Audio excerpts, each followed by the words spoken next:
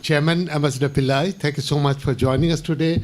Professor Razeen Sally, ladies and gentlemen, we have this wonderful opportunity today to have Professor Razeen Sally from the LKY Institute to engage us on a theme which is a very important part of the mandate of ISAS. ISAS, as a think tank and as a research institute, has a mandate to connect contemporary South Asia to Singapore and Singapore to South Asia.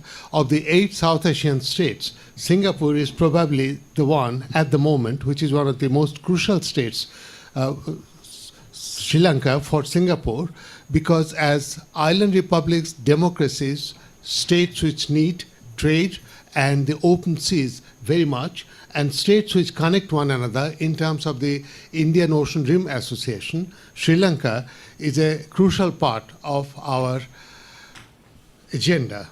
On this important theme, we have Mr. Professor Sally, who is a visiting professor at the LKY School of Public Policy and the chairman of the Institute of Policy Studies, which is Sri Lanka's main economic think tank, attached to the government. The Sri Lankan cabinet has recently appointed Professor Sally as the senior advisor to Honorable Mangala Samaravira, the Chief Minister of the new Minister of Finance. Professor Sally also plays an important role in European political economy as a member of the Legatum Institute's Special Trade Commission, which advises the British government on Brexit trade strategy. I've already explained to you the crucial role that Sri Lanka plays for ISAS in terms of the connectivity between South Asia and Singapore. What I have not told you, because I don't know the answer, is how the free trade agreement between the two countries is proceeding, and Professor Sally hasn't told me which side he's on, because he lives here and lives in Sri Lanka and connects the two, so we will learn a lot more about it. These are then the policy aspects of the importance of this talk, but that's not all. In addition to being an important think tank on South Asia, the Institute of South Asian Studies is also a research institute. As a part of the NUS, we are expected to make a contribution to long-standing knowledge about democratization, democracy transition, democracy consolidation. There, Sri Lanka is a very important and challenging case. 10 years before India got universal adult suffrage, Sri Lanka had it. Sri Lanka started on a high note with high level of education, public welfare, level of living, of course, democracy. Then the question is, where did it all go? How did the democracy paint itself to a corner in terms of a long civil war? And again, why did that civil war not need external intervention, like in the Middle East? How did they solve their problems themselves and at what cost? These are some of the issues that students of democratic theory would like to examine at depth. Similarly, take the issue of violence. This is an island where Buddhism is the dominant religion, and Buddhism is the religion of peace. That's what Buddha is about. Why is it that that religion also becomes an icon of terrific violence? Why is it Buddhist monks are at the forefront of egging people on? Please remember, violence to the self is also violence, and the Buddhist monks' violent demonstration of their faith in their religion had initially taken the shape of sacrificing their own lives. So, for students of religion, politics and religion and theology, Sri Lanka is also a challenging case. Then comes the issue of law, legality and constitutionalism. Many societies, like the Society of Singapore, are mixed societies in terms of majority ethnic groups, minority groups, and some of these societies find a solution, a level playing field in terms of the constitution. That is more or less what Sri Lanka had. They don't know more constitution, that is how they started. Why is it then that the same level playing field democratically was steadily made unlevel? until a part of the population started feeling like second-class citizens. So where did that constitutionalism or deep tradition of constitutionalism go? And why did it come back? Has it really come back? The last question here. Many people, many confirmed Democrats think it will only go from good to better, that democracy is the only game in town, that it will go on and on. Democracy has come back to Sri Lanka. Will it stay? Just look up north, you will find in India, which is also a thriving democracy. It was a thriving democracy, and democratically, a non-democrat was elected, that is Indira Gandhi, until she gets rid of democracy, and democracy comes back. Wait for 3 years, the same Indira Gandhi, unrepentant creator of emergency, was brought back democratically. So it's not a game which is won once and for all. It can come and go. So this bounciness of democracy is yet another academic dimension that we have to keep in mind in order to listen to Professor Sally and then engage him. Normally, people speak for 30, 40, 45 minutes. How long will you take? Around that time, not more. Okay. I will give you a signal. Now you have the floor. Okay. Thank you. Thank you. Thank you very much, Professor Mitra, for the invitation to speak here. This is, of course, old territory for me. Not so much the new premises, but I was a regular at ISAS a few years ago. So good afternoon, Subrata, Ambassador Pillai, ladies and gentlemen. Let me, just by way of introduction, let me give you an idea of what I want to cover. I'll start with an overview of what I see has happened in Sri Lanka since the change of regime in 2015. The presidential election on January the 8th, and then the parliamentary election on August the whatever it was. So we have a track record now of 2 to 2.5 years. And I will broach 4 major components: the state of politics and governance, the economy, ethnic relations, and foreign policy. Now, my knowledge and expertise, what there is of it, is on the economic side, so I will predictably focus on that. But the other aspects are very important, and I'll try to make the links between all these aspects. Once I've done that, what I'd like to do is paint 3 scenarios of the future. Scenario 1 for me is drift, which is basically a continuation of present circumstances. Scenario 2 is takeoff, that's the positive scenario. And scenario 3 is relapse, which is the negative, bordering on dystopian scenario. That's what I want to cover. Let me add a personal note. Now, I am literally a half insider and half outsider. I don't look particularly Sri Lankan, for which I can thank my British mother. But my father is Sri Lankan Muslim. And I grew up in Sri Lanka before going to Britain and before coming back and spending rather a lot of time in Sri Lanka as I do today.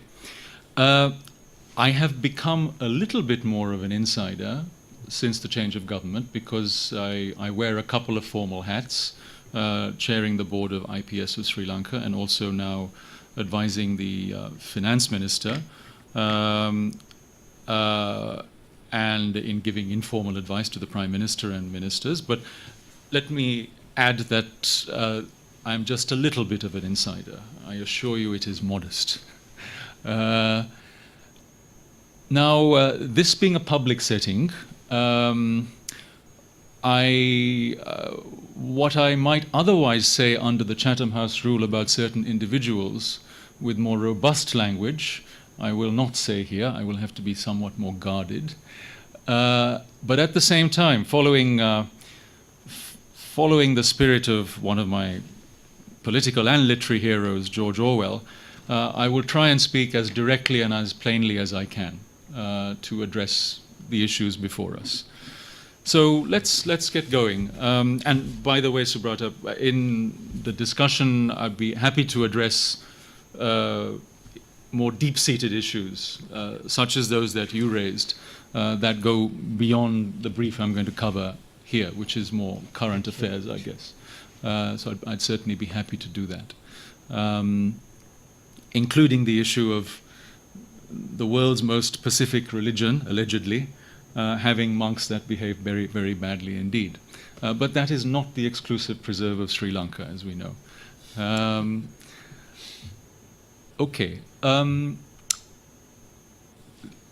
The twin elections of 2015 brought a lot of hope, particularly among a younger aspirational generation in Sri Lanka. And they hoped that Sri Lanka would, with this opportunity, finally break through and achieve its potential. Now that clearly has not happened, not by a long, long stretch. And yet again, Sri Lanka has disappointed. A friend of mine in Colombo, Tissa Jayatilaka, says that Sri Lanka is very good at missing buses. It never misses an opportunity to miss an opportunity. And it's happened once again. And so Sri Lanka performs well below its potential. That said, there have been some things that have changed, perhaps for the better, and other things that have not changed. Maybe some things have changed for the worse. So let me try and make an assessment of that before I go into scenario painting. On the credit side of the ledger, if you like, the things that have changed, let me make a brief list. Politics has changed. The atmosphere is definitely freer in Sri Lanka, particularly in Colombo. The media criticizes this government very freely, which it was not at liberty to do with the last government. People no longer disappear in white vans in the middle of the night, which happened under the last government. There is a 19th Amendment to the Constitution, passed in the early days of this government, which reversed, in many respects, the 18th Amendment that President Rajapaksa rammed through after his second election victory. So that does curtail presidential powers. It reestablishes a public service commission for appointments to the civil service, the judiciary, the police, and so on.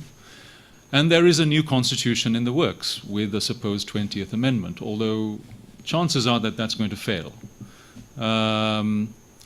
But the political air is definitely freer, more liberal, if you like. Secondly, ethnic relations are better than they were at the end of the Rajapaksa period of rule, or reign, perhaps more accurately. The government, from the start, has made the right symbolic overtures to the minorities, particularly Tamils, which it was beholden to do because this government would not be in power if not for the minorities. They voted overwhelmingly for President Sirisena and a UNP coalition, a UNP-led coalition. Let's not forget, if you look at Sri Lanka now, at the apex of its institutions, there is a Tamil central bank governor, there is a new Tamil head of the Navy, there was a Tamil Chief Justice of the Supreme Court, and so on.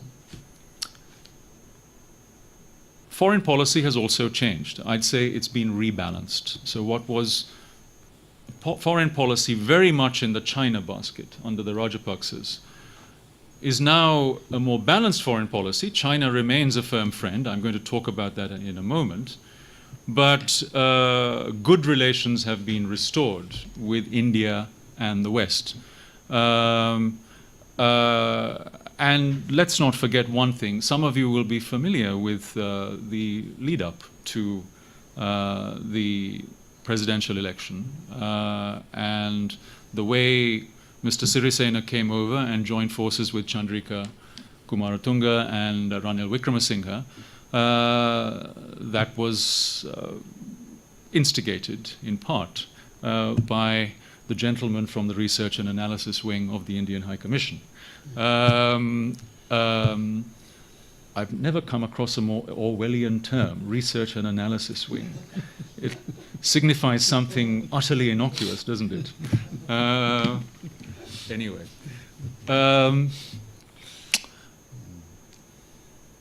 So those are, I think, the major headline changes. What hasn't changed? Well, this government came to power on a program of in Sinhala Yahal Palanaya, good governance. Well, good governance has not happened. And that includes the continuation of corruption and nepotism. But the way corruption and nepotism have changed in Sri Lanka is illustrative of the change of government. Let's put it that way. Under the Rajapaksas, corruption and nepotism were blatant, but were highly centralized. It was a very pyramidal decision-making structure. So patronage and money, big money, for big projects had to go to the very top, and you know who I mean. And we're talking of a handful of individuals. Now, decision-making in Sri Lanka has become much more plural. It's much more decentralized, and corruption with it. So a lot more people are now in on the act, so Colombo business people tell me. But the difference is now there's no guarantee of getting something done. Whereas before, if you bribe the right people, and you know who I mean, you could get certain things done. Which, of course, brings about a lot of Rajapaksa nostalgia at the moment. There have been no formal prosecutions of members of the Rajapaksa family or their circle of cronies. There are political reasons behind that. And very finally, what I'd say is that the overtures to the minorities remain largely symbolic. Sri Lanka has not had genuine ethnic reconciliation. I mean, don't forget that the Sinhala Buddhist vote for President Sirisena in January 2015, and that was only 45% of Sinhala Buddhists, was a vote against the corruption of the previous government. It wasn't a vote for reconciliation with the minorities. That's important to bear in mind for future reckoning. So on the big issues, devolution of power, land restitution, the militarization of the North in particular, justice for victims of human rights abuses, we haven't seen any fundamental solutions so far, and there isn't the political consensus for it.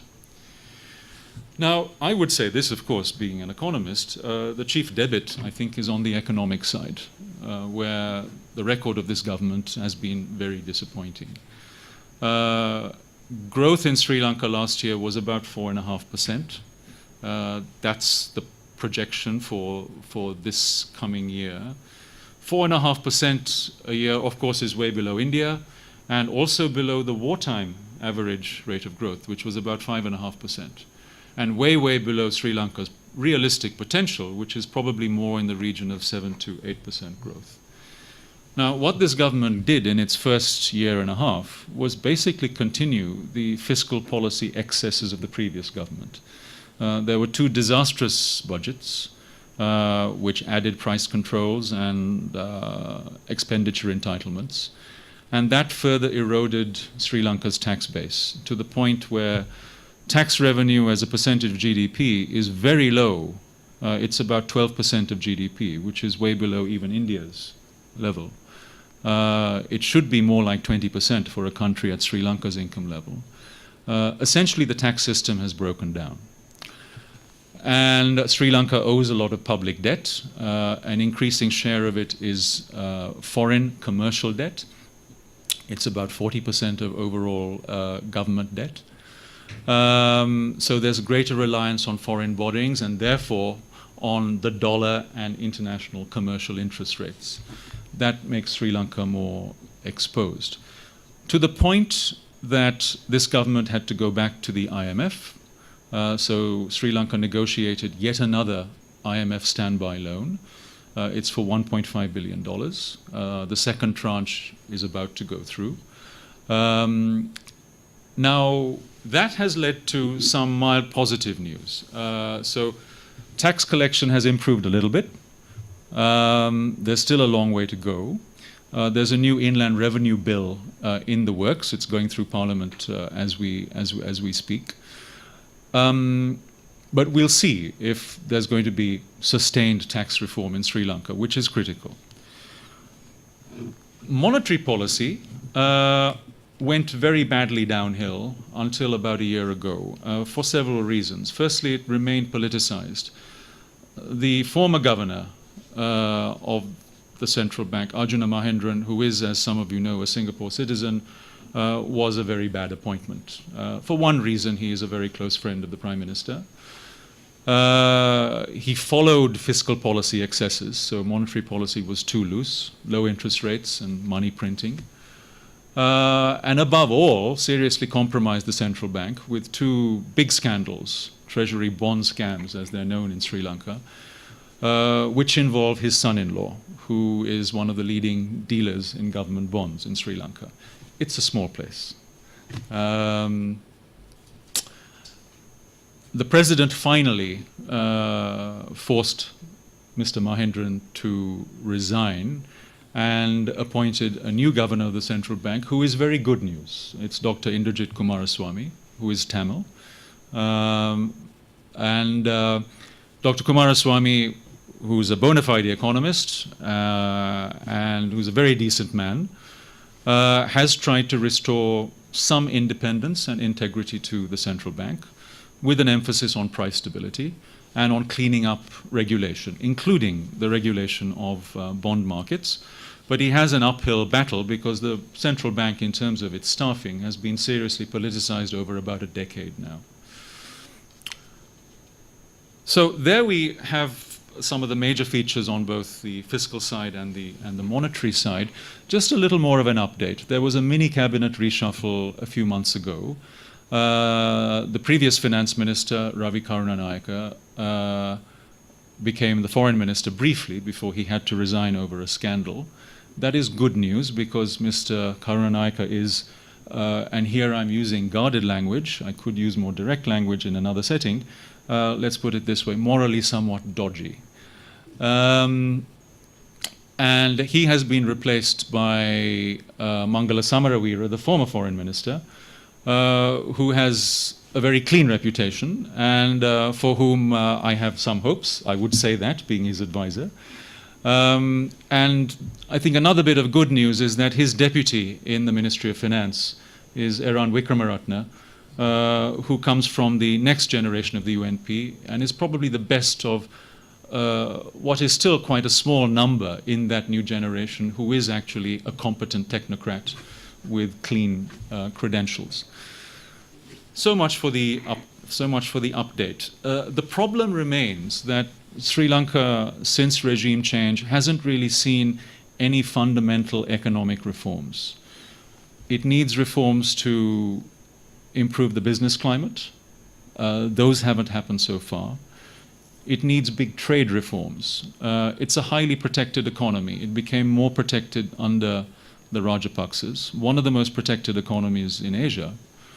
It needs much higher levels of trade and foreign investment. Sri Lanka gets a trickle of FDI. It's less than it was about $500 million last year, mostly going into construction and real estate, not into manufacturing and services. Trade is 50% of GDP or thereabouts, which is extraordinarily low for a country with Sri Lanka's population. Exports have been declining well over a decade now. The export basket is garments, tea, rubber, coconut, and little else. It hasn't changed much in 30 years. So those are all serious structural problems. And then beyond that, even bigger structural problems, it's a rigid labor market, particularly in terms of firing employees.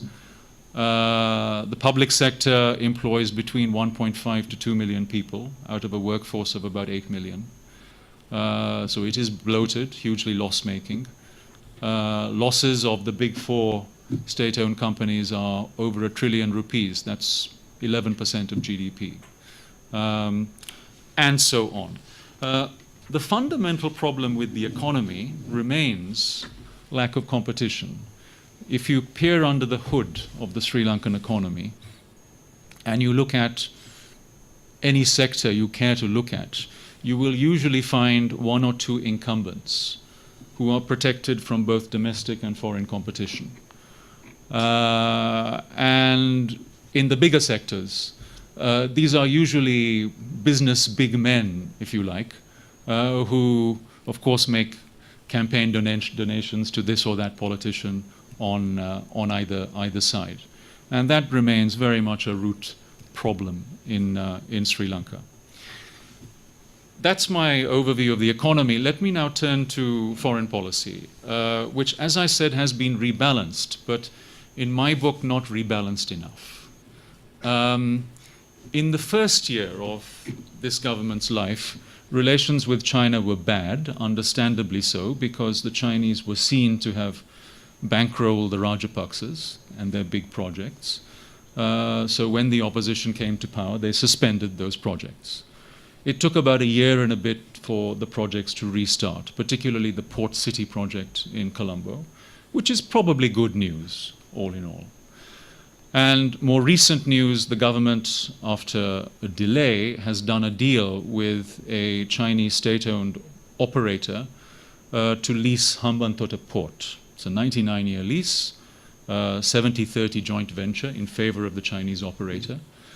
One can cavil at some of the conditions of that lease, but it's probably a good idea, not least because the government needs the $1.1 billion that the Chinese operator is paying to have some relief on its debt servicing payments. So it's effectively a debt for equity swap, given that the Chinese built the port to begin with. But my worry is this: as this government has tilted back to China's warm embrace, China remains the only big investment game in town. It is not being balanced by more productive private sector investment from India and the West, or indeed other places like Singapore. And that to me is a worry not just on economic stroke commercial grounds, it is a worry on national security grounds. And you know exactly what I mean. So there's my overall assessment. In summary, there's a lot of bad news, particularly on the economy, some good news elsewhere. But in the last few months, a bit of mildly positive news. Better appointments at long last, appointments that should have been made 2 to 2.5 years ago, which is, of course, a serious issue of leadership. And what we have to look out for is what comes out of the next budget. That is the key litmus test. The budget will be in November. And if we see some tangible reforms in the budget, further tax reforms and some trade reforms are the ones I'm particularly looking out for, then we might see a change of direction positively. But if not, then I think the window will close fairly soon for an opportunity for reform. And we might be in for something more worrying. So that's my assessment. Let me try and get into some reasons for the kind of surface reality I've painted. 2 or 3 proximate reasons, and then I'll go into maybe a couple of more fundamental, controversial reasons. And Sinhala Buddhism will come into it there. I hope no one walks out in the process. The first proximate reason is that this government came into power clearly unprepared. Ranil Wickremesinghe and Maithripala Sirisena did not expect to win the presidential election, and so they came in without a plan. And the government still doesn't have a concrete plan. There have been 2 prime ministerial statements on economic policy, which have been pretty vague.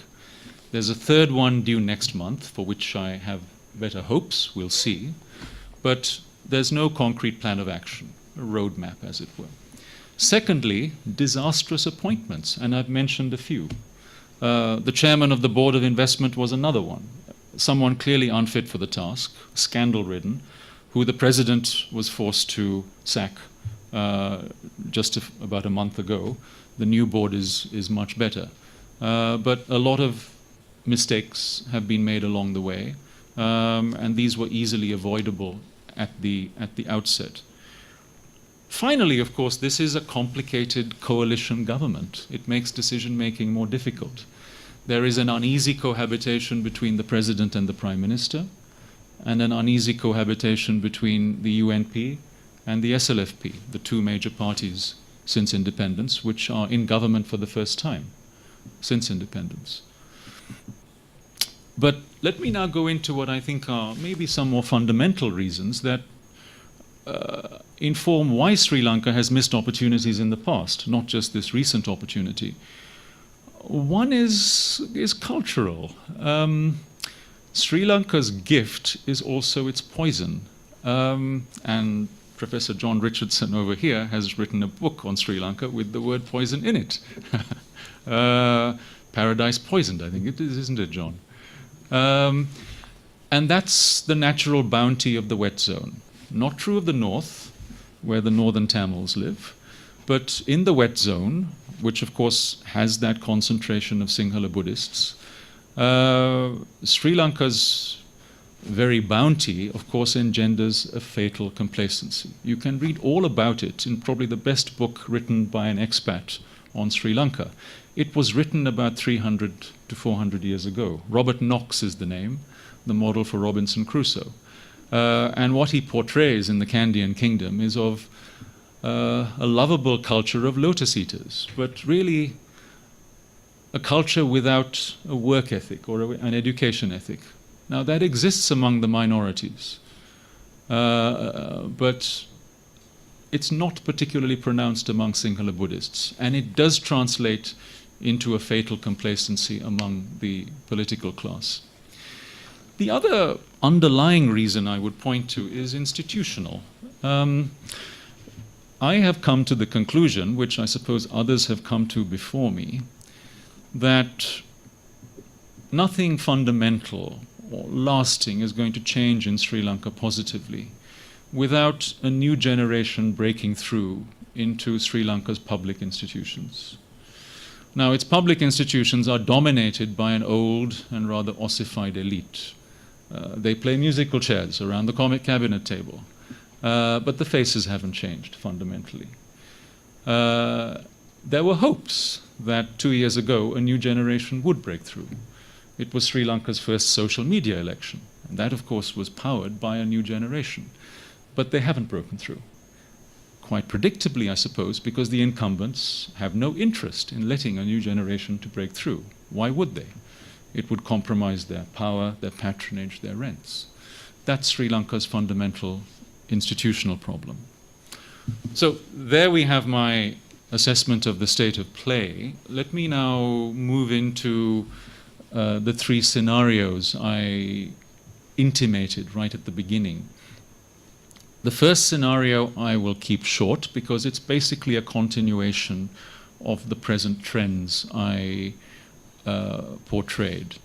So Sri Lanka will continue to drift in this scenario with its entrenched political elite, with its entrenched business oligarchy, who are, of course, in cahoots with its political elite and prevent competition and creative destruction from taking place in Sri Lanka, from being unleashed. The economy will continue to chug along, veering close to crisis, but never actually reaching a full-blown crisis.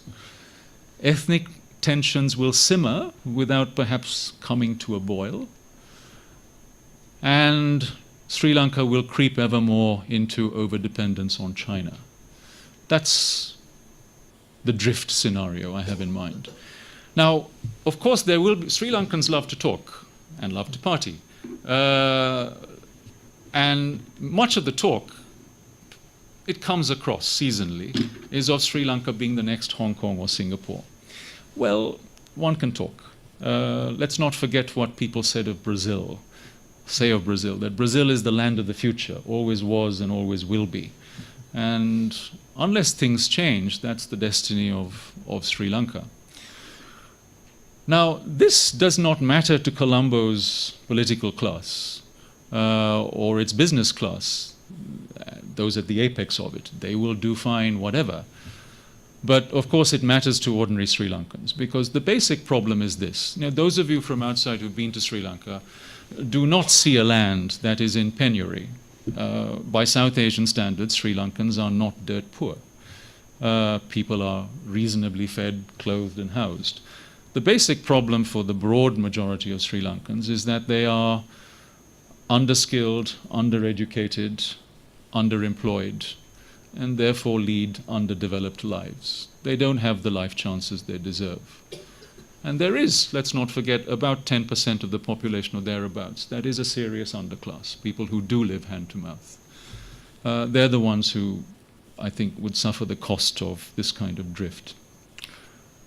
Scenario 2 for me is that takeoff scenario which aspirational Sri Lankans, including some I see here in this room, have yearned for, and they hoped that it would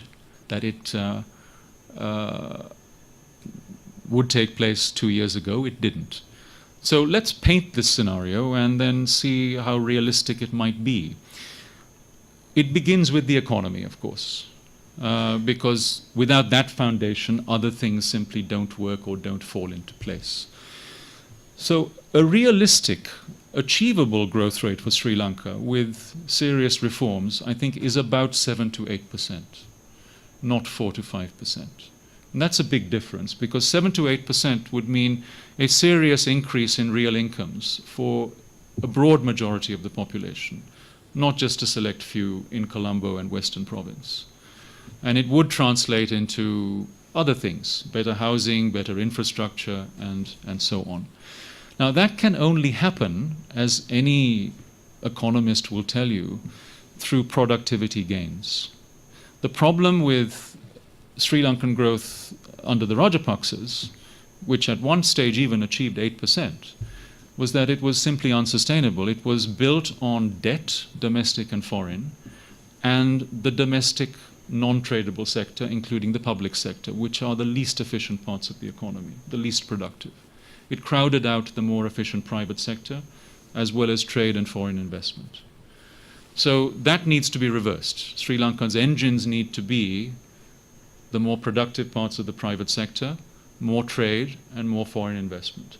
The Prime Minister and his senior ministers get this. This is the language they speak. They have not translated it into action. The President, on the other hand, probably does not get it. He comes with different ideological baggage, and to be frank, he's out of his depth on these issues. Lack of international exposure here, I think, really does count. And he is in a position to veto some of these reforms if he sees fit. Now, to get there, 7 to 8% growth, Sri Lanka really needs a much bigger chunk of trade and foreign investment, as well as a bigger chunk of domestic private investment. As I mentioned before, trade is about 50% of GDP. If you look at comparable countries in East Asia with similar levels of population, like Malaysia or Taiwan, you're talking of trade to GDP numbers of 150 to 200%, not 50%. You're talking of a much more diversified export basket, not just garments and plantation crops. You're talking of multinational investment not just in domestic non-tradables like construction and real estate, but in manufacturing and services that links up to the global economy, global value chains, in other words, including ICT and lots of services clusters. Sri Lanka probably needs foreign investment in the range of about 3 to 5 billion a year, not $500 million a year. Now, all of these things, I think, would happen with reforms, but they've not been forthcoming. Lots of things that could happen tangibly. For one thing, Sri Lanka could, in not too big a space of time, link up with South Indian value chains. That's one of the big prizes. It's a 300 million people consumer market, those 4 states in the south of India. It's 20 miles across the Pork Straits. There are supply chains in manufacturing that could link backwards from Chennai, and in services that could link backwards from poles in Hyderabad and Bangalore and elsewhere. That's untapped potential. To me, the really big prize for Sri Lanka, and I think I mentioned this in an ISAS seminar last year, is a combination of shipping and logistics. The geography is perfect. It's exactly halfway between Singapore and Dubai. And there is no shipping and logistics hub for South Asia between those two, in the middle of the Indian Ocean. And the prize there is Colombo Port, not Hambantota Port. And for the big shippers to come in, and then with them the freight forwarders like DHL, the express delivery people, and you have a feed-in of legal services, financial services, and so on. And lo and behold, you would then have a logistics cluster, which would be much more about services than it would be about manufacturing, to link up with Singapore on one side and Dubai on the other side. But there are policy obstacles that prevent that happening. I mean, one little obstacle is that there's a local shipping cartel, and local shippers have to have majority equity in a shipping agency. That's one of the big obstacles, just by way of example. Now, none of these good things are going to happen without some substantial policy reforms. There needs to be fiscal stability and monetary stability. I've talked a little bit about that. Sri Lanka needs some nitty-gritty doing business reforms, particularly to simplify licensing and approval procedures and have genuine one-stop shops, not least for foreign investment. It needs root and branch trade reforms, which are not going to happen through FTAs with Singapore, India, and China, or with GSP Plus with the EU, which has recently been restored. But it needs domestic reforms on tariffs, on the para-tariffs, on customs administration, and the like. So those are just some of the reforms I would mention, which I think could be doable given the political will in the next 2 or 3 years before the next elections. There are other reforms that will have to wait, which are more difficult, even more difficult, like reforming the public sector, the land market, and the labor market, not to mention education and skills. Now, as I said, I think economic takeoff along these lines really is the basis for other things happening. Let's not forget a very important historical lesson here. The civil war between Sinhalese and Tamils had many causes, but one of them was economic. After independence, governments went down the Indian route of import substitution and a sort of license Raj.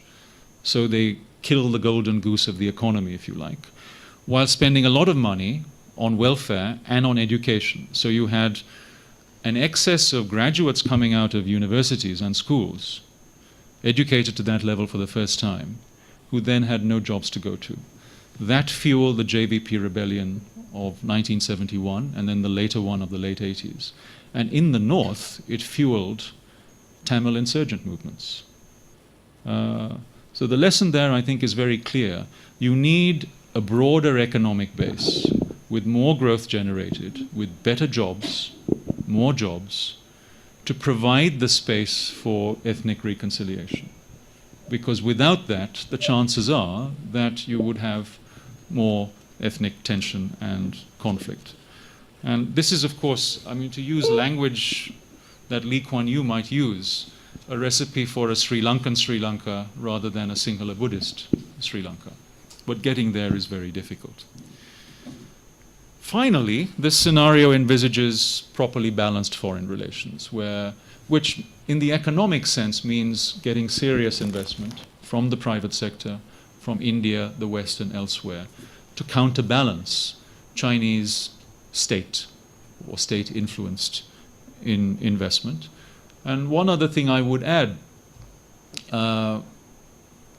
is this. Sri Lanka's civilizational friends are India and the West. civilizational in one sense, in that if Sri Lanka aspires to be a liberal democracy, then its friends are the West and India, for the moment. India, we'll see. And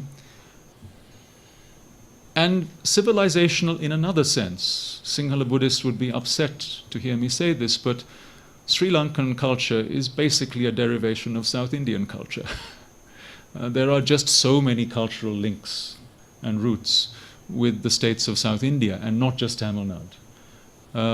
And I think that's important to bear in mind. Okay, time is running out, so let me quickly move to the third, more negative scenario, which is one of relapse.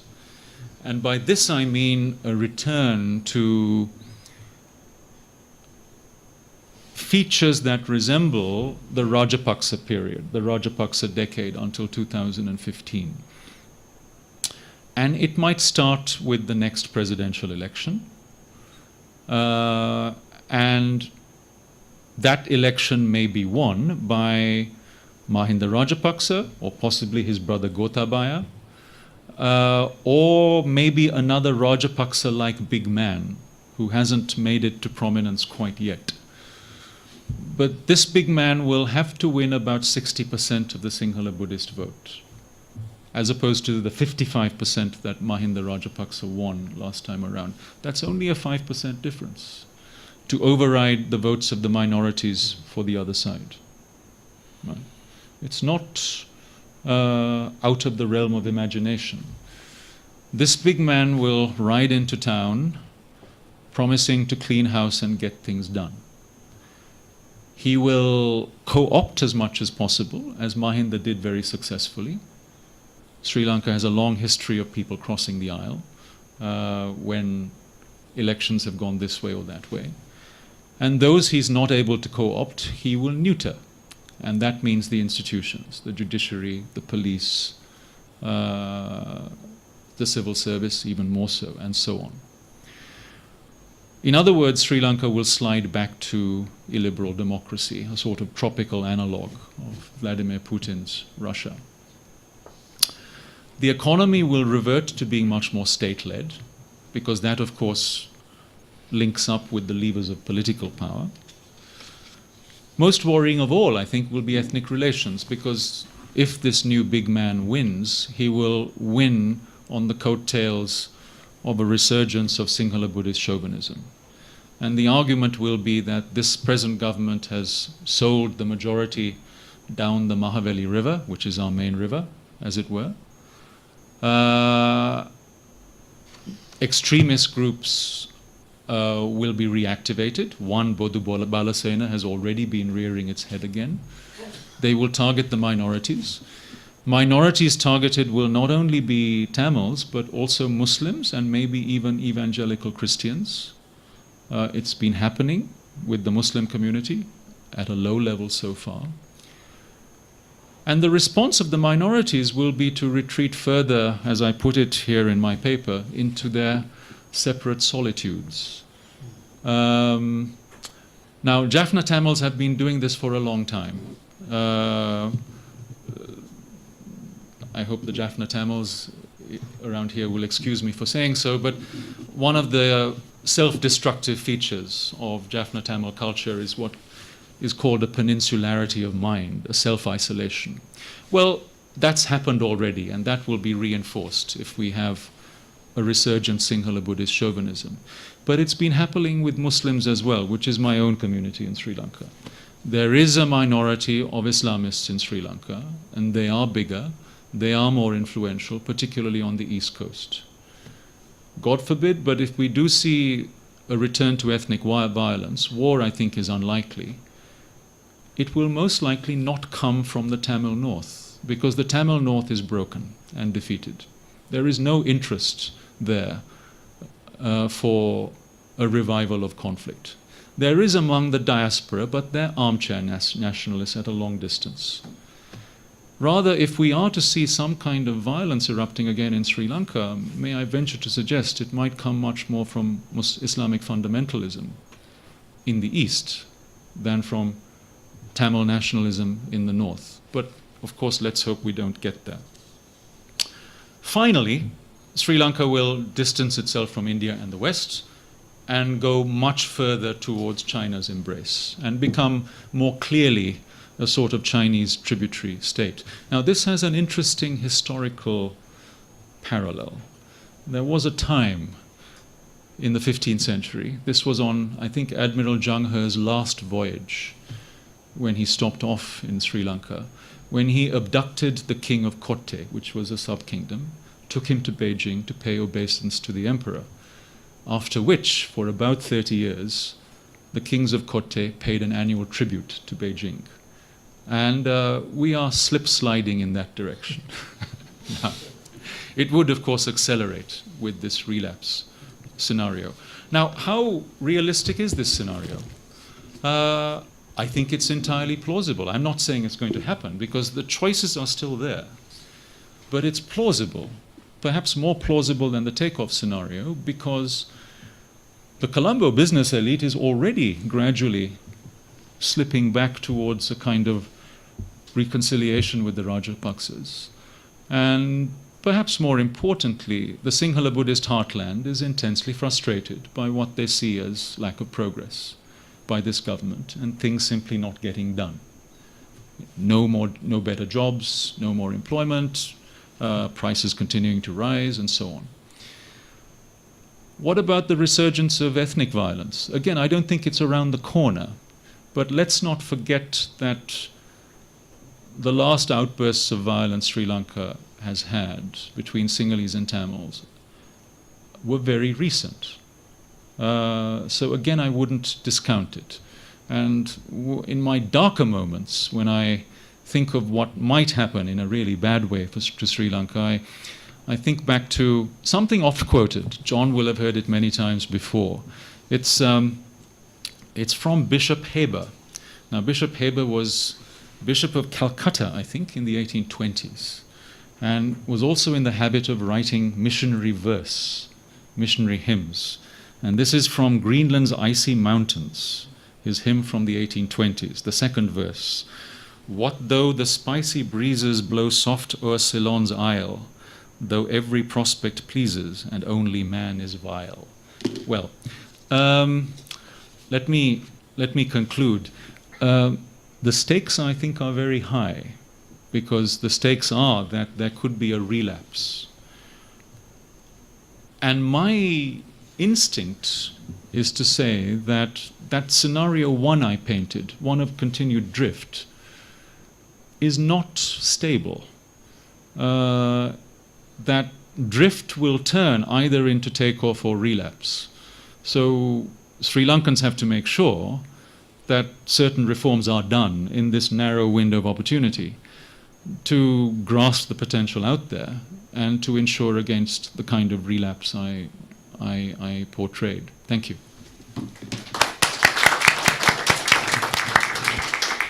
Thank you very much for that wonderful talk. This goes in the direction of a policy that we have adopted in ISAS of organizing deep conversations about our 8 states. We are celebrating the national days of South Asian states by publishing on their national day major articles. We have already done one on Pakistan, India, Afghanistan, and we'll be looking further, possibly towards you, if you'd agree, to give us this wonderful paper, to publish them and also to hold major events around specific countries. On Friday, for example, we are having a major event. Chairman would be moderating that on Pakistan. Conversations like this are necessary for the Singapore stakeholders to think of South Asian states in terms of area studies as well as global studies, exactly the direction that your lecture has taken. There have been a couple of surprises in your talk, particularly towards the end when you talked about the possibility of violence coming from the East, coming from the small Islamic community, and also the possibility of Sri Lanka becoming a tributary state. It sounds fanciful, but you are very, very convincing in terms of the scenarios that you painted. Your policy advice about linking up with South India And the kind of triangular relationship between Singapore, Sri Lanka, South India was a scenario that we had got from the Sri Lankan Prime Minister, who was our guest at the last SADC, also from Foreign Minister Mangala. And the internal limitations to that strategy or need for reform that you mentioned are certainly things that my colleagues would like to engage you with. And I'm very pleased that we have so many distinguished people. I recognize Mr. Pillai, who has joined us now, and senior economists from the House, like Dr. Narayan, from our senior fellow, and Dr. Dipinder and Ambassador Chaudhary are important members who have connected in policy terms with Sri Lanka. As religion goes, Prof. Riaz Hassan is a global authority on Islam, and there is a connectivity there. I would just stop with one comment from me as a political scientist. If you look up north, India has had similar problems, a similar yearning for the big man with a magic rod who will deliver the three things one needs: order and growth and legitimacy. All three latching on to the majority community. What happens to the minorities? So the Sri Lankan problem is not so unique as one might think in terms of its theoretical dimensions. So some comparative argument will probably be necessary, especially when you talk about the countervailing forces of President and Prime Minister, economy and politics, diplomacy and the needs of security. Political scientists quite like this straddling and coalition building and very, very small steps through which coalitions and compromises can be struck, and one can do small policy steps to go towards the big goal. I mean, that's a kind of incrementalism of politics. So do you see incrementalism as a more happy scenario for Sri Lanka? I'll stop there and open the general conversation. We will take questions now. So I will first recognize Ambassador Dr. Chaudhary. Thank you, Dr. Sally. Despite your protestations to the contrary, I didn't find any lack of robustness in your expose. I was just wondering, okay, you made a couple of references to George Orwell, but the more apt literature to be relevant to Sri Lanka would probably have been Leonard Woolf. I don't know. I mean, whose Village in the Jungle mirrors the Burmese days. Woolf, I think, was collector in Hambantota, and as Leonard Woolf was SP, or Superintendent of Police in Burma. The question actually relates to the last part of your presentation, the fear of a relapse. We have often spoken in the international community about the Truth and Reconciliation Commission in Sri Lanka. It seems to me now, unlike the South African experience where it was necessary to prevent a relapse into the old conflict and sort of create a harmonious relationship between the blacks and the whites. In Sri Lanka, it's even more important to prevent what you have drawn as a possible scenario, particularly between the Buddhists and the Muslims and again the old ethnic conflicts. So why is the government dragging its feet even to this day? Secondly, it seems so important, I mean, this is just a footnote, so important to look like Singapore.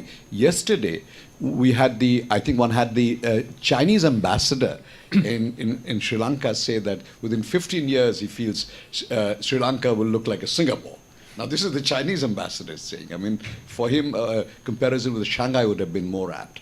Anyway, do you think that a return to Shanghai might occur through the BRI, the new Belt and Road, this thing? Is there a possibility? And is that something that Sri Lankans often think about? Thank you. Thank you for that question. Thank you for bringing in Hambantota. I was tempted to ask, what is the story of Hambantota the story of? Is it the story of a small country carefully manipulating two large countries and get the most resources out of them to invest? Or is it the story of a slow dissipation of one's own creative potential and mortgaging a large part of its economy to an extrinsic power? Anyway, do you want to take this question or do you want to take some more questions? Let me take Okay. those two sets of questions first. To start with your question, Professor Mitra, about the big man, the yearning for the big man, and the big man providing order, growth, and legitimacy. My initial take on that is to say it's a difference between the bigness and diversity of India and the smallness and lack of diversity of Sri Lanka. Of course, Mrs. Gandhi tried it and she failed. Maybe there's another attempt now. We'll see what will happen. But the strength of India in terms of safeguarding against the big man or the big woman is the fact that it's so huge and diverse, with a decentralization of power, and of course the ability to block at several veto points, as it were. Now, Sri Lanka, in contrast, is small. It's got a small elite in Colombo. So I think there's a much bigger chance of that elite being captured by one side and taking things decisively in one direction and degrading the institutions in the process. Now, what happened under Mahinda Rajapaksa didn't happen for the first time since independence. I mean, a bit of, if you will indulge me a little bit, going back into Sri Lankan post-independence history, I think is a little instructive here. The first constitution, the Solbury Constitution, which should more accurately be called the Jennings Constitution, because it was drafted by Sir Ivor Jennings. It was essentially a constitution written by three people: Dr. Jennings himself, Sir Oliver Gunatilaka, and the first Prime Minister, D.S. Senanayake, which the British agreed to with minor modifications. And it didn't have, with hindsight, it didn't have sufficient checks and balances for the minorities in particular, because the British had 100% trust, as did Ivor Jennings, in D.S. Senanayake, the first Prime Minister, who had unquestionably secular credentials, who wanted a Sri Lankan Sri Lanka, minus the estate Tamils, but not a singular Buddhist Sri Lanka. But like Sir Robert Peel, he fell off his horse and died. And with him, that slippery slope to a singular Buddhist Sri Lanka started and accelerated. Now, that can happen in a place like Sri Lanka, where the whole thing is dominated by a few personalities in a narrow Colombo elite, quite unlike India. That would be my initial take. Incrementalism is therefore perhaps more difficult in Sri Lanka's peculiar set of circumstances. Certainly to be wished for, but more difficult to achieve. Dr. Chowdhury, why has a Truth and Reconciliation Commission not got off the ground? My predictable answer, I think, is because of a domestic political logjam.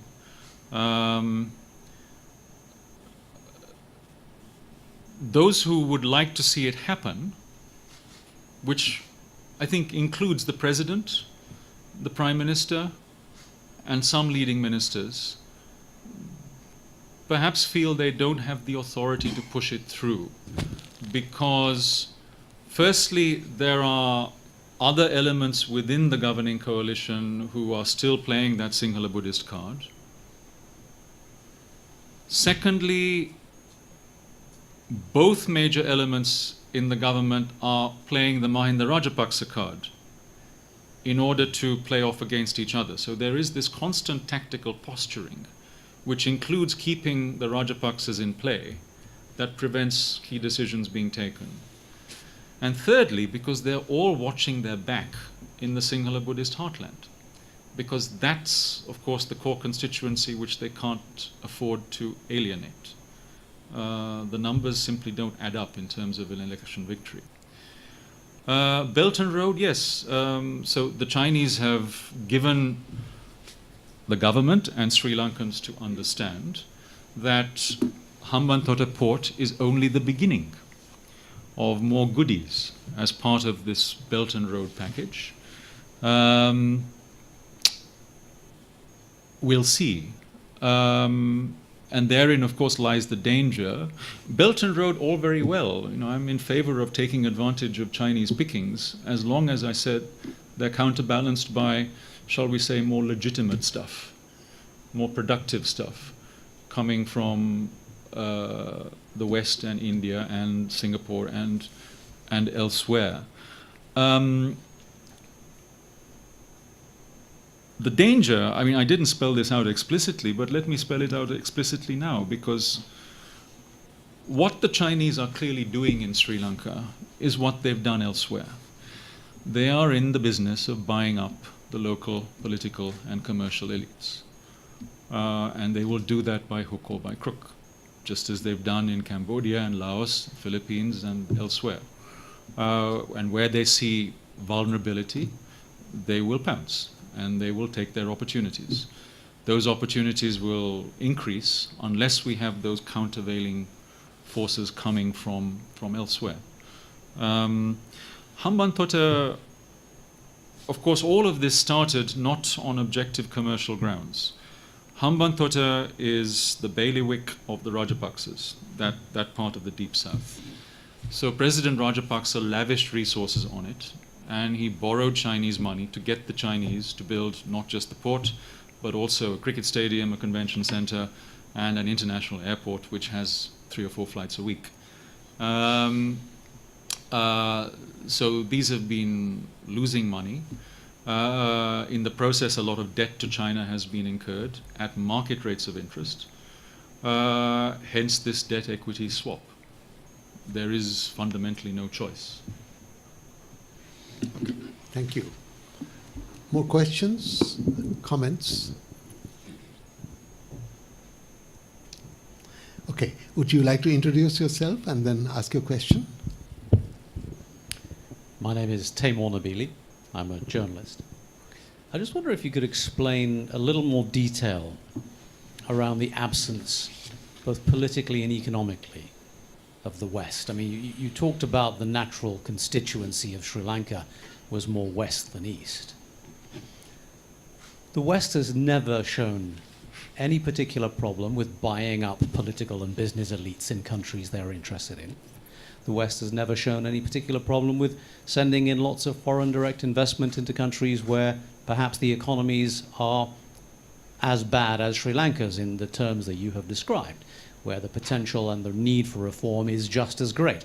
I don't see any reason why Malaysia should attract 6 times the amount of foreign direct investment that Sri Lanka does, and yet it does. So could you explain what explains that discrepancy? When the war ended, why did the West not look at Sri Lanka in the way China has done and said, we need to establish our footprint here, rather than letting the Chinese just walk in there?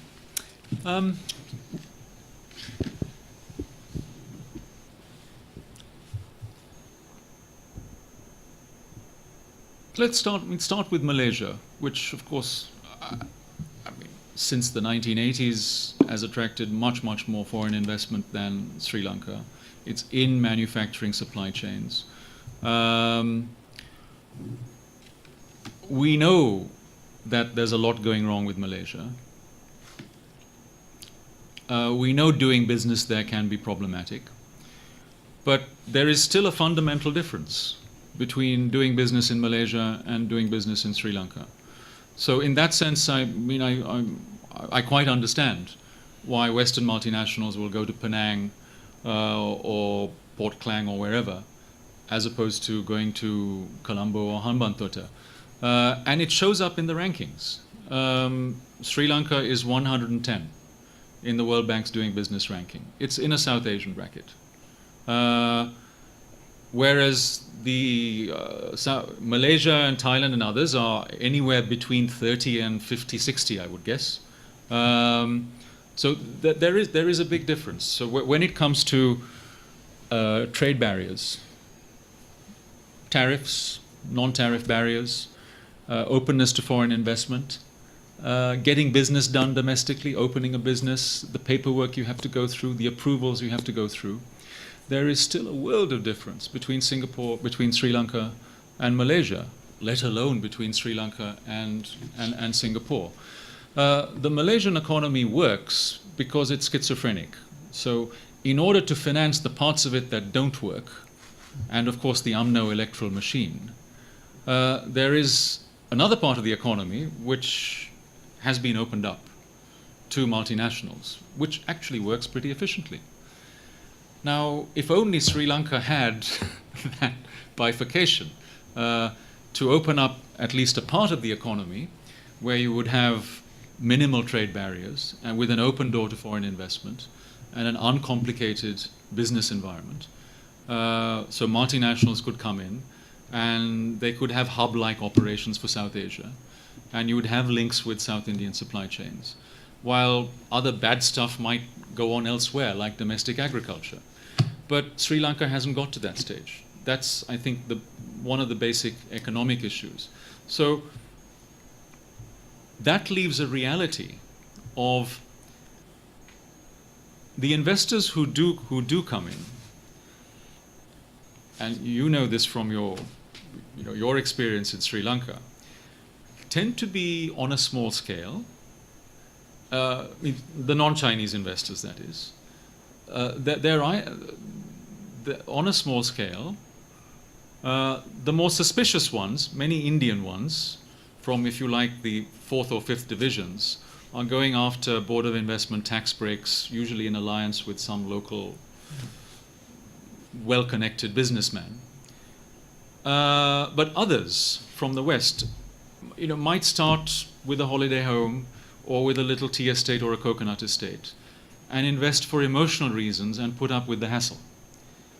But it's that very hassle that, of course, prevents the bigger investor who would come in with more jobs and the technology and whatever to go with it, including the 1st and 2nd divisions of India's business houses, from coming into Sri Lanka. Not to mention the big multinationals such as Maersk in shipping and DHL and so on.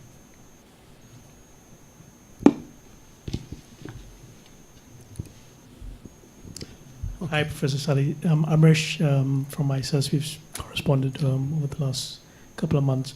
I just wanted to ask you a bit more of the Port City project, which has now been renamed the Colombo International Financial Center. Yeah. I think something along those lines. It's again being funded by Chinese money, and there's talk of them wanting to raise or attract India and other countries as investors in that project. So I just wanted to ask you, do you know more about it? How feasible is it? Yeah. I think it's, on balance, promising. Yes, of course, the initial deal was a government-to-government deal.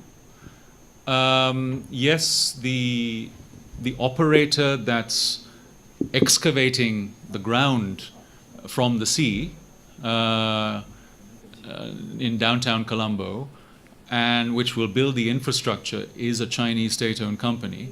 But the company concerned, CCCC, is a big international company. Its international arm is listed in Hong Kong. It does massive projects around the world. It has a proven track record. And I think by the way, the person who heads the operation is a Singaporean, a mainland Chinese, but a naturalized Singaporean. And I believe him when he says that, we're coming in with this anchor investment. We will build Port City, but then we hope to attract up to $15 billion of foreign investment from all comers, including Indians and from the West. And there's a commercial logic in that. So on those grounds, I think this is a project that should go ahead. Thank you very much. Dr. Deepinder Singh Randhawa. Thank you. Thanks. I have two questions, if I may. The first one relates to the role of the political elite in Sri Lanka that you mentioned. This is a narrow cohort, a small cohort in Colombo. Typically in a country that's followed an import substitution strategy, I mean, if you look at Latin America or other countries in South Asia, the political economy dictates that they shut out foreign investment competitors and so on and so forth, and that sustains their market shares. Yeah.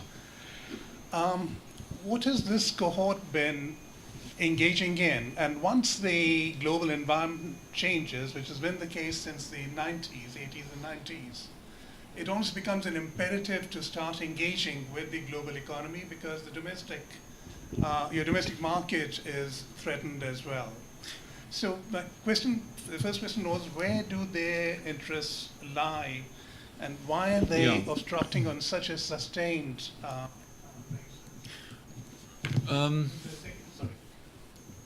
Well, perhaps I could.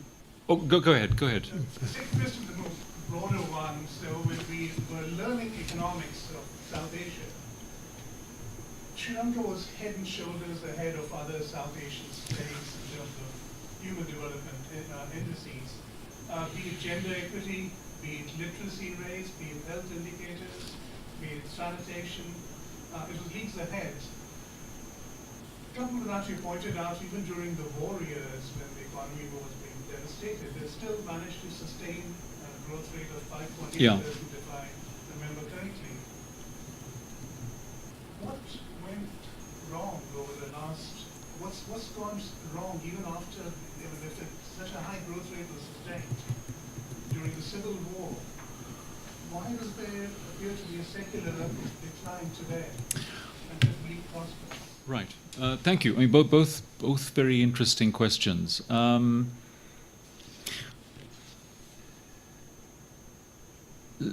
The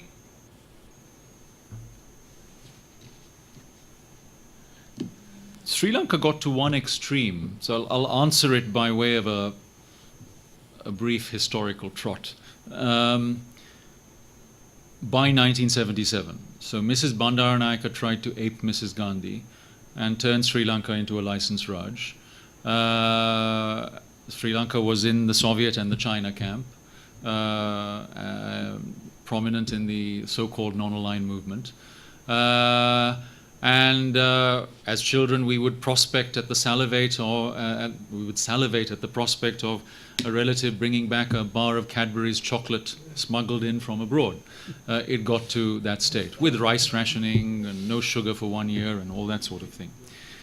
And there was an entrenched political elite in cahoots with an import substitution business elite. Now, the reforms of 1977, with the change of government, changed that somewhat, not all the way, but partially, because those were the pioneering market reforms in South Asia, the J.R. Jayawardena reforms of the late 1970s and early 1980s. So the economy was opened up, and some foreign investment came in, but above all, it led to new entrants domestically coming in with new, more productive industries. The garments industry started around that time, early 1980s, coming from nowhere. So you had more contestation. But then through the 80s and 90s, up until the Rajapaksa takeover in 2005, there was stop-start liberalization. But in a climate of macroeconomic instability and, of course, the war. So you had some exposure to international competition, but by that stage, other South Asian countries were beginning to catch up, and of course, East Asian countries were racing ahead. Now, what happened under the Rajapaksas was very serious, major deliberalization. So it wasn't a case of continued creeping liberalization. It wasn't a standstill. The economy actually became much more protected under the Rajapaksas. Trade barriers went up by a multiple of about 3. foreign investment also became more difficult. So what that did was to not just entrench an established domestic business elite in the main business houses, but it also brought in a new Rajapaksa supported, protected elite, a new bourgeoisie from the small towns, outside the Colombo elite. So if you now look at the Sri Lankan business landscape, there are one or two new characters on the block, including someone called Dhammika Pereira, who's probably Sri Lanka's richest man officially, who have become business big men running conglomerates, with many of their businesses protected against international competition through tariffs and what have you. But this happened under Rajapaksa patronage. So you have that kind of constellation today of old insiders as well as new insiders who have vested interests in sectors ranging from steel and tiles to cement and biscuits and even including Prima Flour. There's a Singaporean company involved there, who do well behind high tariff walls and all kinds of barriers to protect their rents. That's how I would broadly describe it. Why has the growth rate remained surprisingly high during the war years? I think for two reasons. Firstly, given Sri Lanka's factor endowment, its natural abundance, growth rarely comes down below about 3%. That's almost rock bottom. Only in 1 year since independence has growth come down to 0 or less. So there is that cushion in Sri Lanka. Secondly, the opening from 78 with subsequent periods of liberalization provided extra bursts of growth to compensate for the war. Bear in mind the war affected areas. That's 1/3 of the landmass and actually about 10% of the population. Of course, tourism took a big hit, but the rest of the economy survived more or less. What the data show more recently, and this comes out in the latest IMF review report on Sri Lanka, is that there's been a serious downturn in total factor productivity in the last 5 years or so. Now, this has been happening in other emerging markets. It's been happening around the world, but it's quite pronounced in Sri Lanka. So productivity growth has decelerated sharply. And, of course, it's dragged overall growth down with it. So, of course, the key is to turn productivity growth the other way for sustainable, long-term higher growth. And that requires the kind of reforms I mentioned. Okay, I would like to quickly follow up on the question of Bipinder and then Prof. Riaz Hassan.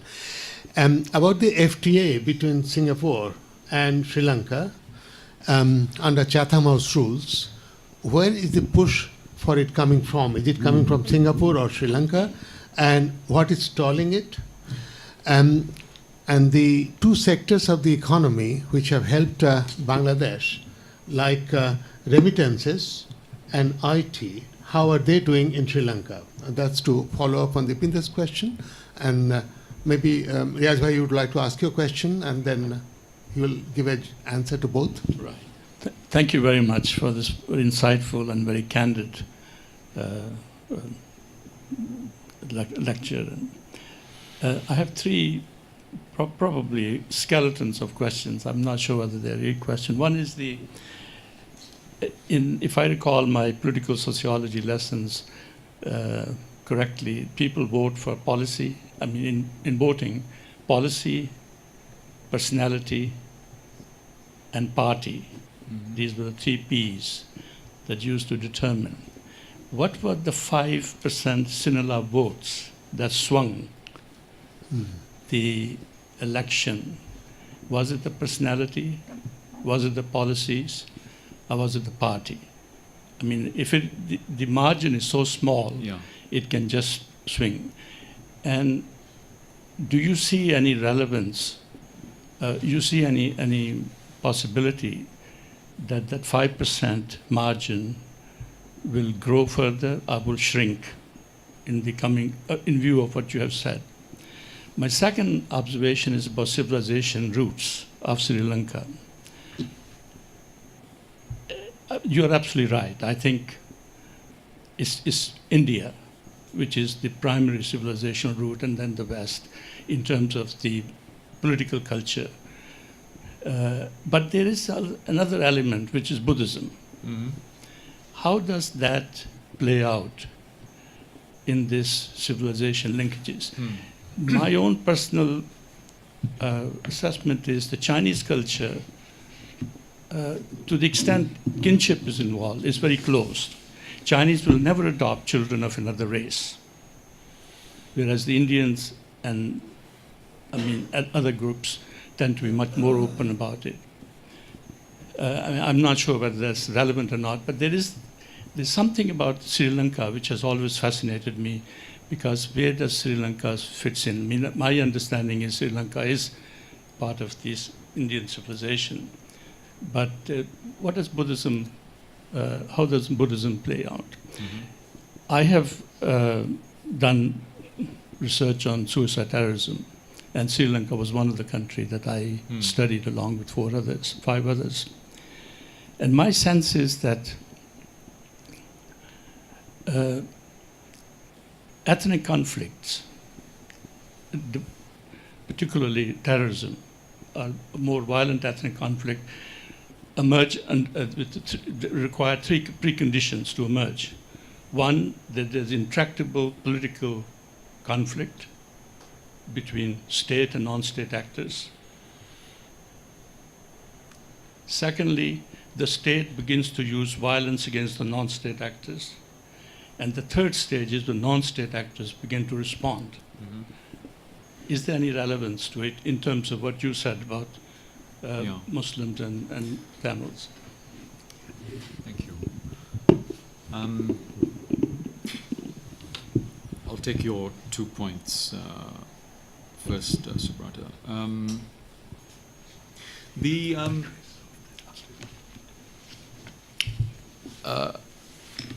The way I read the Singapore-Sri Lanka FTA talks is along the following lines, and I don't think there's any big secret or mystery here. The push comes from both sides. Ranil Wickremesinghe in particular is a big fan of Singapore. He admires Singapore's success. He would like to see Sri Lanka as the next Singapore. He talks about it from time to time. And I think there's a lot of goodwill on this side. The government here has upgraded relations with Sri Lanka since the change of government. The appointment of Chandra Das as the non-resident High Commissioner was an indication of that. There have been a few high-level visits. There is investor interest here in Sri Lanka. I think it's real, but it's still potential. Again, this goes back to your question, Taimo. If they see concrete reforms in Sri Lanka to make it much easier for them to do business in Sri Lanka, they will go. And some of these companies are companies that are already doing good business in South India.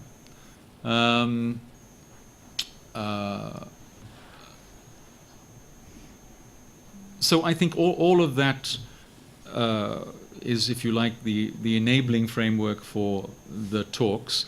Why are they proceeding slowly? I think that's because of complications on the Sri Lankan side. Singapore has negotiated about 30 FTAs already. It's like an a la carte menu. You know, they have different operating procedures for dealing with different countries. It's not a problem for them to negotiate an FTA in Sri Lanka with Sri Lanka. Singapore has little to concede in any case, being a free port and an open economy. The problem is at the Sri Lankan end because the government still has to get its policy act together. And there's a big capacity issue in Sri Lanka as well. The Sri Lanka hasn't done a serious FTA negotiation in over a decade. The Rajapaksa government stalled the negotiation with India. So there's a lack of negotiating expertise. What little there is of it is in the Department of Commerce, but the authority now for negotiations resides in a new ministry with a minister who has, if you like, the superior trust and the ear of the Prime Minister. So you have turf battles going on in government in Colombo and a lack of expertise and a lack of experience. So that, I think, explains that set of issues. Remittances and IT. Remittances are critical to the economy. It's about 8% of GDP. Most of it comes from maids and other unskilled or low-skilled workers in the Gulf. That's the biggest chunk of the Sri Lankan diaspora. And that is a lifeline. And that continues. Of course, it depends on what happens in the Middle East. IT services, promising. I don't see that much promise for Sri Lanka in manufacturing in the future, even with the right reforms. I think it's largely missed that boat. It had the opportunity in the early 1980s. A couple of Japanese companies came to Sri Lanka in July 1983 on a scouting mission to establish electronics factories as part of their East Asian supply chains. But they landed in the middle of a racial riot. So their obvious conclusion was never again. That was the opportunity missed back then. Getting into those supply chains is very difficult, not least because of Sri Lanka's relatively high labor cost. I think, as I said before, the big prize is services. IT services are very much part of that prize. Sri Lanka does have a pool of talented youngsters who come through IT colleges, who are incredibly versatile and very entrepreneurial, but are suppressed. So there is that potential to tap into as well. To your sets of questions, Professor Hassan, that 5%, that swing in the Sinhala Buddhist vote, I think was, what did you say, policy, personality, and something else, and party. I think it was a vote against more than a vote for. It was a vote against the Rajapaksas. The Rajapaksas had a long honeymoon because they won a war unexpectedly quickly. And the Sri Lankan public, Sinhala Buddhists in particular, remain grateful to Mahinda and perhaps even to Gotabaya Rajapaksa for so doing. But what they did not like in the last years of that reign was rampant corruption and heavy-handedness that was replicated by local big men, of course, who are closer to the citizen, aping what the Rajapaksas were doing in Colombo. They were voting against that. Which is why, of course, the good governance slogan appealed to them. But then they're now reacting against lack of good governance, and there's Rajapaksa nostalgia setting in. I would qualify your statement about Sri Lanka being attached to Indian civilization. It's not Indian civilization, it is South Indian civilization. And to me, North India is a planet away. The links are very much with Tamil Nadu, with Kerala, with Andhra, Karnataka perhaps, going back 2,000 to 2,500 years. Of course, Buddhism is a North Indian invention. And that brings me to Buddhist culture in Sri Lanka.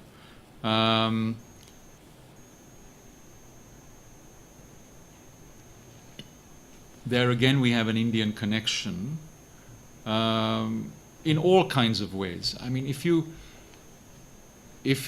gaze on the stunning statuary in Ponalnarua, you will come across some Buddha figures who are thrice bent.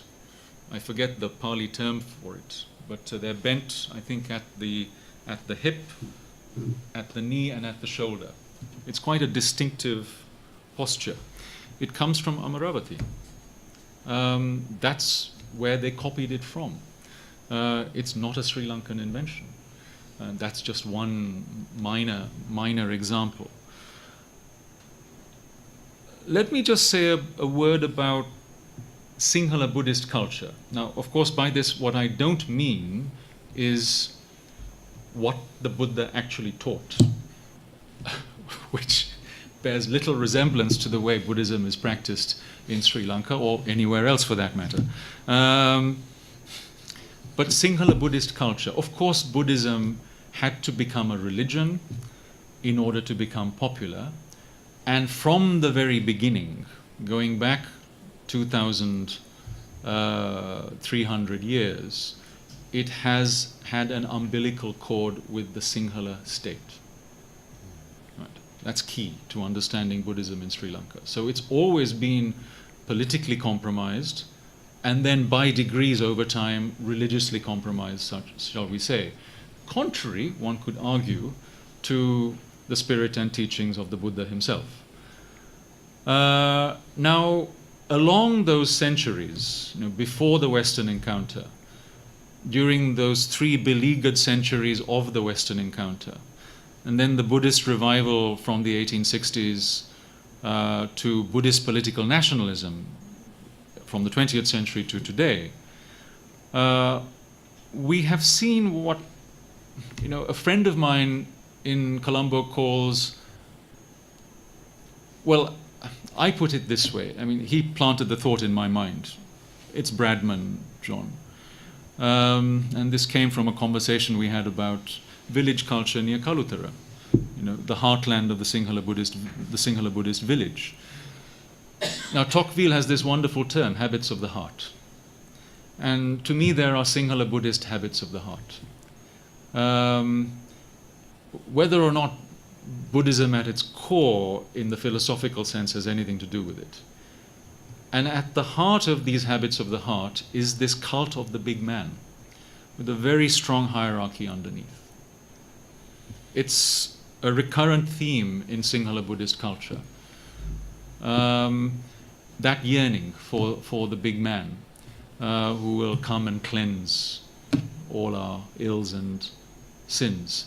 And beneath him is a hierarchy that persists to this day, despite all the intrusions of modernity into Sri Lanka. It's still a very hierarchical culture, which starts with the political big man, and then the business big man, and then of course there's the father in the family, and the schoolmaster in the schoolhouse, and so on. And I'm not a sociologist, that's my rather amateurish way of answering your question. I'm afraid I'm going to have to bring the formal part of this conversation to an end, but please be our guests. There are snacks and coffee and tea outside.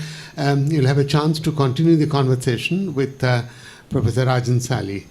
On behalf of ISAS, I owe you a deep debt of gratitude and heartfelt thanks for this wonderful conversation and the multifaceted conversation. I would have a lot of takeaway from here. One of them is to re-engage you in another conversation about an offer we have from the Ministry of Trade and Industry to do a specific project between Sri Lanka, South India, and Singapore. So this conversation will lead to other conversations.